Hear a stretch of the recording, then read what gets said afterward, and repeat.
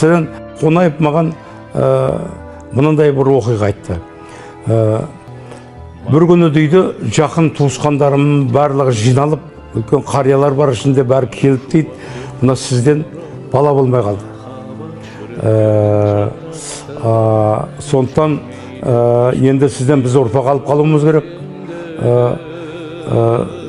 деп мен әйеліме де жолығыпты дейді, әйелін де мойындапты, енді сондай бала болмайды, қайтеміз енді солай болды.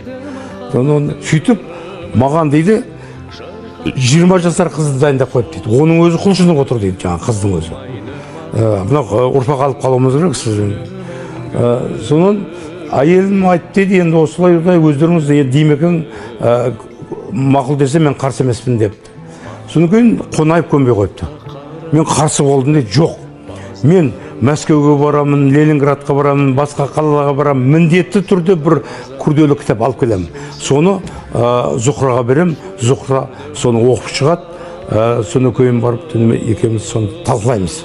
Ол өзінің ойын айтады, менің өзімнің ойын айтам дейді. Сөйтіп түніменен соны бір уақытымыз, бос уақытымыз болмайды дейді. Ылғи оны үлкен деңгейде сырласып отырамыз дейді. Сондықтан махаббат дегеніміз бұл мүлде басқа дүние. Үлкен деңгейде бір-бірінің үлкен ойымен ойы сай келу керек. Санасымен санасы сай келу керек. Сонда ғана ол махаббат.